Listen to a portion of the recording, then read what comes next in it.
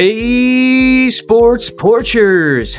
It's your hockey Jesus, and I'm here with Game 2. The Pittsburgh Penguins at the Detroit Red Wings, and my oh my, what a difference a night makes. Well, last night I was crying in my beer, thinking about how terrible the Penguins are going to be this year, and tonight I'm claiming that they're going to make it to the Stanley Cup Finals. Well, no, I'm not actually going that far. Pittsburgh Penguins win tonight in Detroit. Good bounce back game for the Pens. They win 6-3. Detroit looked like they had a little bit of rust on them as Pittsburgh played last night. Detroit doing the home opener tonight against the crowd. Probably the crowd was a little down. Detroit won earlier in the week. I'm sorry, Detroit. Let me slow down here. Detroit Tigers lost earlier in the day. So you got a kind of a down crowd coming into a game. I'm sure Detroit wanted to lift their, lift everything about them and say, let's get a win for this team tonight. And they just couldn't do it. They did actually get the first goal, though. Alex DeBrincat scored early, and it looked like it was going to be the Pens who were going to be on the losing side again. But guess who decided to be in goal tonight? That's right, Joel Blomqvist. He got the first start of his major league career, National Hockey League first start, Joel Blomqvist. And once he settled down, he looked great in goal. I know that I wasn't really singing his praises in the preseason because I thought he looked a little small, but somehow that small frame was able to get across those two pipes all night long, make some really good, timely saves. And that was the difference. Once the Penguins started going, Bolivier scored the next two goals. Drew O'Connor scored. Marcus Peterson scored. Everybody was getting in on the scoring, and then Tarasenko came by and scored to break it up. But by that time, the game was pretty much over. What were the difference in this game versus the first game? Why did the Penguins score 6 goals tonight, and why did they not score 6 goals last night? Well, it's really pretty simple. Igor Shesterkin wasn't in goal. He was lights out last night, and tonight the Detroit goalies both struggled tonight. Let's see what their statistics were. I think that they had under an .855 save percentage. Anytime that happens, you really got to think this is not going to be a good night for us.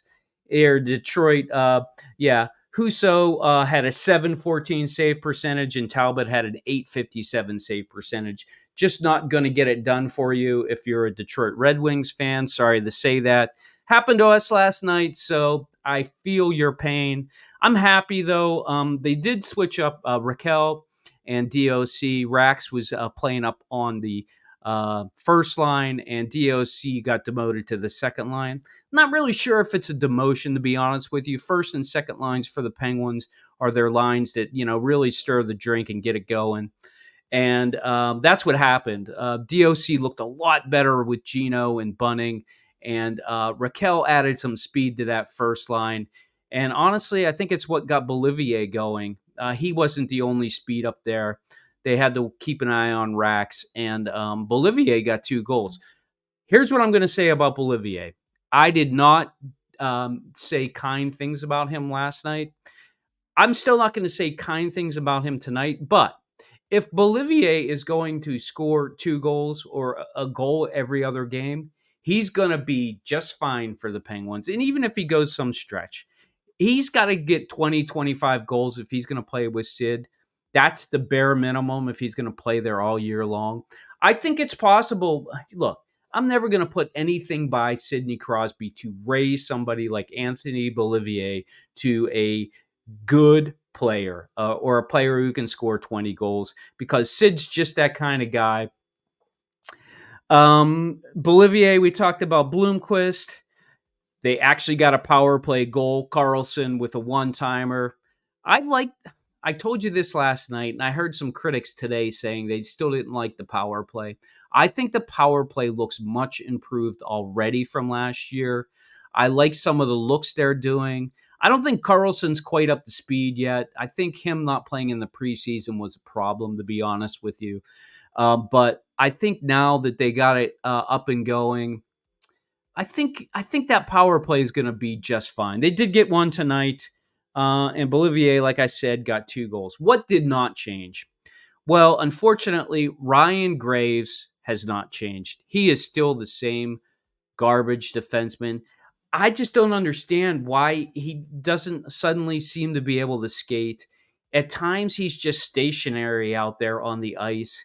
That's a bad, bad sign for the Pittsburgh Penguins. And here's the problem. You know what? Before I get to the Graves problem, let's talk about Joel Bloomquist for a second. Everybody was clamoring for him to come up last year. Ned showed up. He did well. Everybody knows they gave Jari the contract, the starting goalie contract. He is the guy who basically is the number one goalie. But here is the dilemma that the Pittsburgh Penguins face. What if, I know it's only 2 games, but I don't think it's too late to start thinking about this, Pittsburgh Penguins fans. I think the problem that the Penguins are going to face all year long is, what if Jari isn't the guy? What if his $5.375 million contract is garbage and they actually have 2 better goalies in Ned and Bloomquist?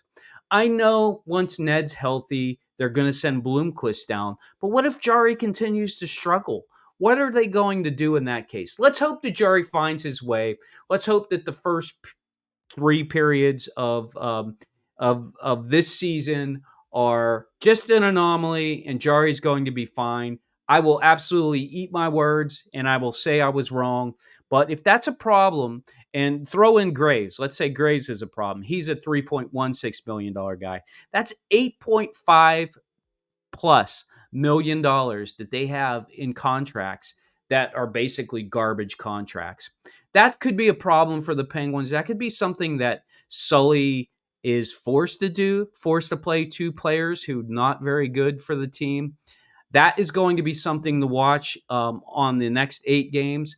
I said, if the Penguins can go 6-4, they're 1-1. So right now, it's looking like a 5-5, 10-game stand. They finally get a night off. Your Pittsburgh Penguins are off tomorrow, and they will be back Saturday night. They get I think it's a Canadian game, actually. They play against Toronto on Saturday. And I'm looking forward to it. I love these games. You know I do. I'm your hockey Jesus. I'm going to be here all season long for you, the folks of Pittsburgh, Pennsylvania, any NHL fans. If you're from Detroit, don't worry. We had a terrible home opener. It's not going to be that way all season for you. You're probably going to have to figure out the goalie situation, just like we are in Pittsburgh. So, I guess misery does love company. But tonight, the Pittsburgh Penguins take the second game of the season, finally get their 2 points. That puts them 1-1 on the season with 2 points. I'm not talking about standing yet. I won't talk about standings till, I don't know, maybe game 5, 6, or 7, somewhere around there. Maybe I'll start talking about where we are in the standings. It's a long season, people. 82 games is a long time. I'm here after every Pittsburgh Penguins game for you. So, Pittsburgh Penguins fans, until Saturday night, let's go Pens, and I'll see you Saturday.